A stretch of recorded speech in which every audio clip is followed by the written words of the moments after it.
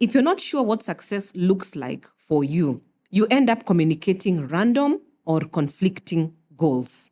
You need to go back and find out what you're good at.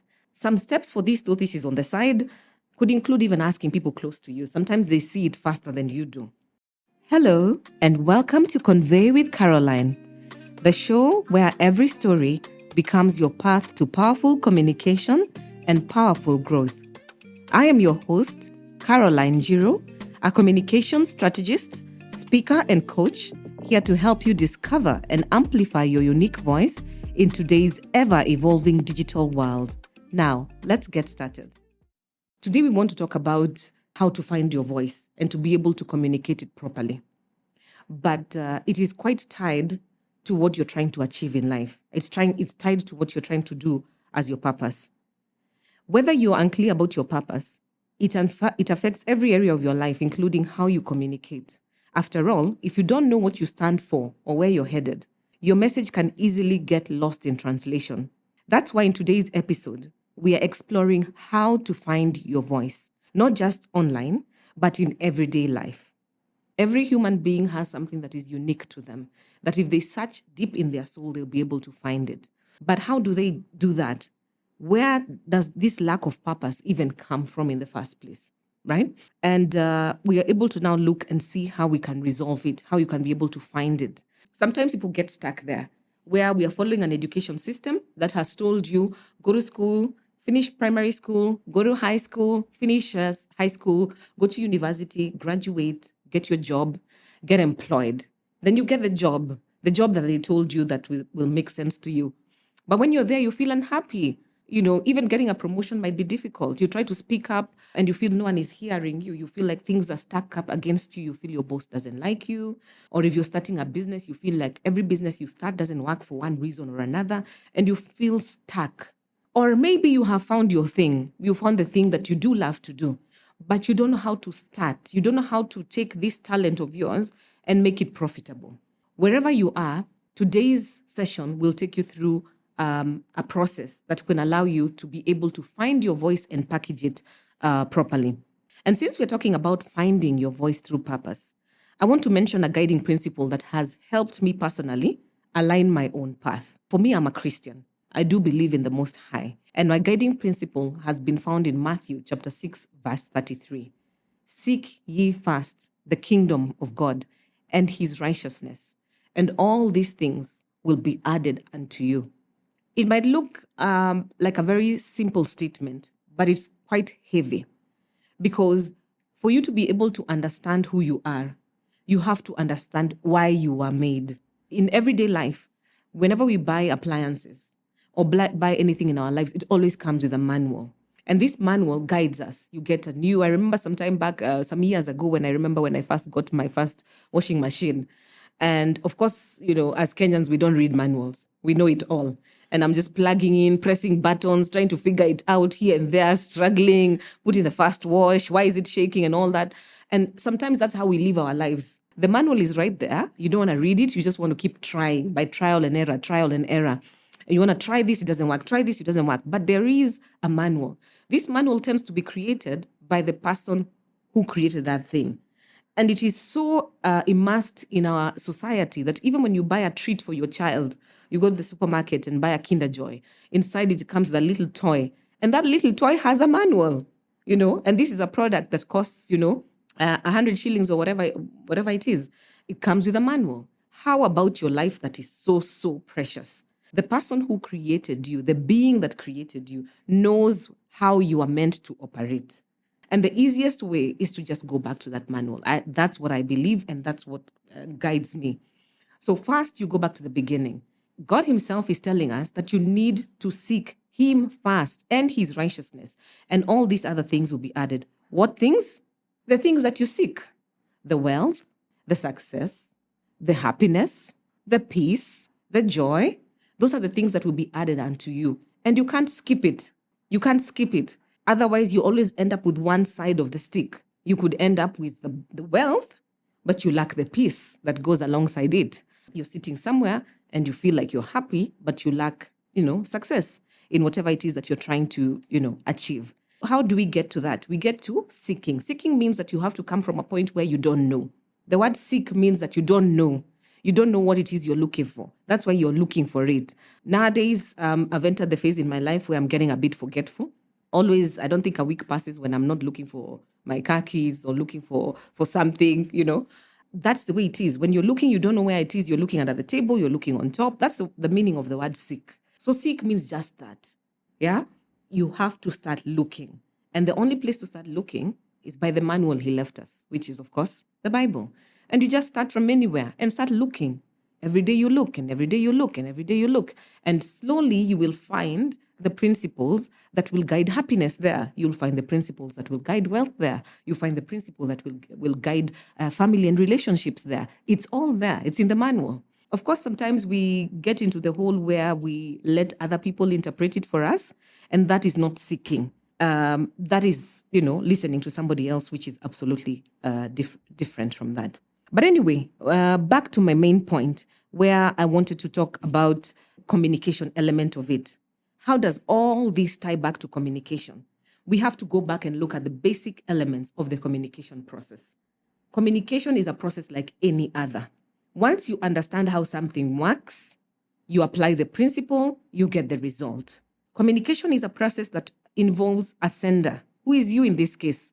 There's something you're trying to communicate. You're trying to tell your boss, hey, look what I can do. I need a promotion. You're trying to say to your customers, please look at the value of my services. Look at the value of my goods. You're trying to say to your partner, why can't you marry me? Can't you see that I'm a lovely person? Can't you see that I am valuable? You're trying to communicate maybe to your children, your teenage daughter, whoever it is you're trying to communicate to, and you're trying to send a particular message. So you are the sender in this case. Then we have the message. The message is where a lot of us now get stuck. The message is the content you're sharing. This is your ideas, your feelings, your instructions. This is what you're trying to say. Now, sometimes we go to quick fixes where somebody tells you, hey, go on this platform, do this particular reel, do this challenge. You're hopping onto challenges, you're sponsoring your ads, you're doing all these things, but you've not taken time to look at your message. Is your message clear? If your message is not clear to you, it's not automatically going to translate itself to your audience. It has to be clear to you. And one of the reasons why messages are so unclear is because sometimes we are trying to say too much. You're trying to say too much. Your message is not refined. Then we have the channel. This is the medium which can be, are you talking to somebody face to face? Are you making a presentation? Is it on social media? Are you sending an email? Is it a phone call? What channel are you using to be able to communicate? Fourth, we have the receiver. The receiver is your audience. This is the person who is receiving your message. Before you send out your message, you need to ask yourself, before I press upload, who am I targeting with this message? Who is listening to you? You have to be sure that you know who it is so that you can be able to craft your message accordingly to this person. Are you talking to your boss? Are you talking to children? Are you addressing young people, the Gen Z? How old are they? Are they male? Are they female? You need to be able to see your audience very clearly. A lot of the times we send messages out without taking time to even think of who is listening to it. When you throw a message to a very broad audience, it tends to land on almost nobody. You need to define your audience as much as possible. Fifth, we have feedback. Feedback is a very, very integral part of this process. A lot of us send messages out without putting a place or putting a segment where people can provide feedback. Now, feedback, if I'm in a face-to-face conversation with you and I say, hey John, how's it going? You respond, it's great, Caroline, how have you been? So face-to-face, it's very easy to get feedback because the feedback is verbal. You'll talk back, I'll hear you've spoken back, and I can read your body language. So you could be telling me, great, Caroline, and how are you? But as you tell me great, I can see your facial expression, that you don't look happy. So there's something I'm reading in your face that is feedback. You could be telling me you're fine, but your body language tells me you're not. And I can proceed to now say, but you don't look fine, John. Is everything okay? So that is feedback in a face-to-face. Every mode of communication, no matter what channel you choose, has feedback. So if you're pushing particular content, let's say on social media, and you keep getting no engagement, no sales, and you keep doing the same type of content over and over and over again, then of course it's because you don't have any feedback mechanism and you're not listening to what the audience is telling you in return. Now, communication cycle can never be complete without feedback. Feedback means that somebody has heard you and they've done something about it. Sixth, we have noise. Noise is anything that disrupts or distorts your message. It could be as simple as, you've moved from here, you've gone to China, you've landed there, and you say hello to somebody and they respond in Chinese. That is, of course, noise. You're not able to understand each other because of language barrier. But even with the same language, there's still many other barriers to communication that exist. A lot of them. It could be even emotional. How somebody woke up, the timing of the day. You timed it wrong. The person maybe would have heard you, but you timed it wrong. You wanted to go there and speak to your boss, but you chose the wrong time of day, or you chose a time that he was very busy. And so your message did not land. So you have to be able to learn to identify the noise factors. I remember just earlier this week, it's the season. We've just come from January. And right now in Kenya, for people who have businesses that they run, they have to deal with the government statutory regulations. And they've been having quite a problem. You'll find people like NSSF going to businesses, trying to explain to them the benefits of having retirement plan, because now the prices have gone up and a lot more people don't want to pay NSSF. So they would rather even close their businesses and work from home than deal with that. You'll find an example where we had NSSF officers come to the office and they were very polite. They've changed their approach. They're very educative. They want to talk to people so that people can be able to comply. But then you find in the same week, we were able to deal also with people from the county council. But their approach is very different. Still trying to bring the intimidation tactic, trying to make people scared and cower. And people are no longer listening to that approach. The times have changed. While that approach could have worked maybe 5 years ago, where we are today in the Kenyan landscape, people they know that they're citizens and they feel like they have a right to belong, So you might find the first example working, the first example I gave of the NSSF officer, but the one of the city council backfiring because the Kenyans are no longer afraid and they cannot be intimidated. They want to know their rights. You need to explain to me what I'm paying for, and so on and so forth. So that's an example of noise. So you always have to look and check within whatever it is you're trying to communicate, what noise exists. Your message could be packaged. You could have a very nice message. You've chosen a very nice channel. You've gotten everything right, but you're not able to identify the things that are noise around you that distort your message. Now, when you haven't found your voice, which means you're not clear on your purpose or your goals, your message is often the weakest link.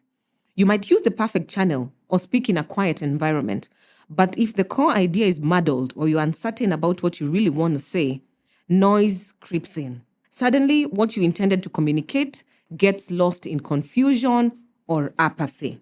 I remember some time back when I was talking to a young gentleman, and he was showing some frustration with his business that he runs. He runs a photography, videography business. And he used to have a challenge because he'd say he'd meet a lot of people in the line of work.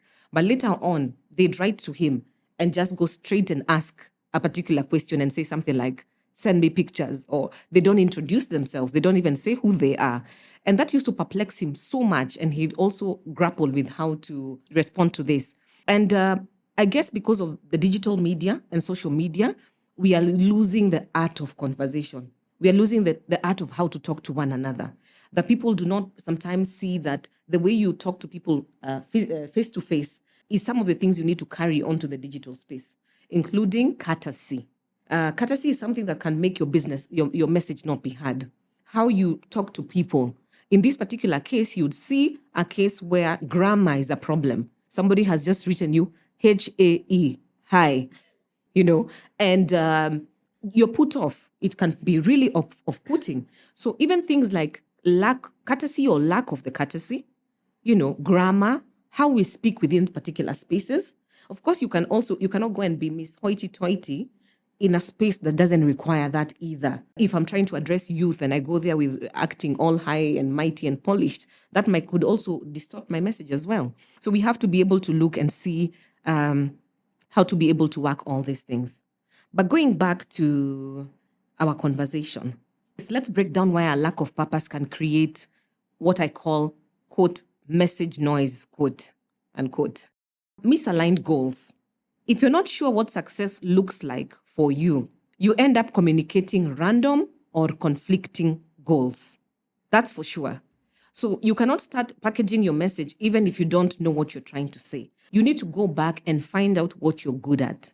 Some steps for this, though this is on the side, could include even asking people close to you. Sometimes they see it faster than you do. 2, inconsistent values. When your values are not clear, your audience may notice inconsistencies in your tone or messages because you're inspired by A on Monday, and so you jump onto the A train. I'm in the season where I think that it's a vibe to do dance challenges. So you're dancing for like a month or 2, and then you realize, I don't like this. It's not sustainable. You drop it. You move to another season. The audience can tell that you're confused. You're all over the place. You don't seem to know what you want to say. Scattered efforts, number 3. Without a unifying purpose, you might try every communication channel that is known to you, but fail to connect meaningfully on any. So this happens a lot, especially when we're trying to craft messages for the digital space. It is best to focus on one and do it well and expand to others than try to do everything at once. Because we all know the message that you're going to put out on TikTok might not translate when you put it on Facebook. And I think Gen Zs can attest to this. Yeah, they go and find that what is happening on Facebook is a totally different reality. Something that brought you success on TikTok is being heavily criticized on Facebook. So sometimes scattered efforts can end up hindering your message.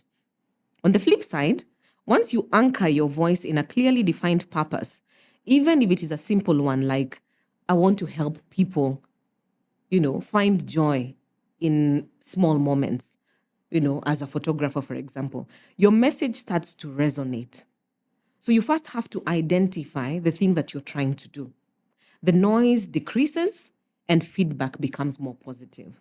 You will find your people, you'll find your tribe, you'll find your community, and you'll be able to excel, as opposed to when you're trying to talk to everybody. All right, now let's get practical. I want to leave you with some 4 concrete steps on how you can find and project your voice no matter the channel. 1, I've said it again and again, I've talked about the purpose. Reflect on your purpose. Ask yourself, what truly drives me? What change do I want to see in my life or the world around me? And if you're spiritually inclined like myself, incorporate prayer or meditation to seek clarity as suggested in James chapter 6, verse 33. Number 2, define your core message. Sum up your purpose in 1 or 2 sentences. For example, I believe every person deserves to feel a sense of belonging. Such a statement, even though you sell flowers, can help you to be able to craft your messaging around a core message. And that statement will end up becoming your North Star for all your communication. You have to be able to anchor your communication on a core message. A lot of businesses are doing that today, and you'll find that that really helps. Number 3, choose your channels wisely. Check your product, check your message, and check the channels. If it's the digital space, you need to be able to check which platforms will be able to push the thing that you're trying to do. Whether it's a casual conversation or social media or formal presentations, you need to pick the channel where you find you can best express your message. Not the most popular one, not the one that everybody is raving about, but the one that you can work easily with and be able to push your message properly.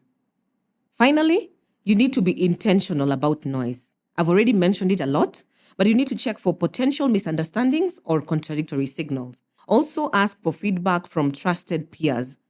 Ask them, is my message clear? What do you think I sound like? Please have a look at this. Please have a listen to this. Is it consistent? Are you believable?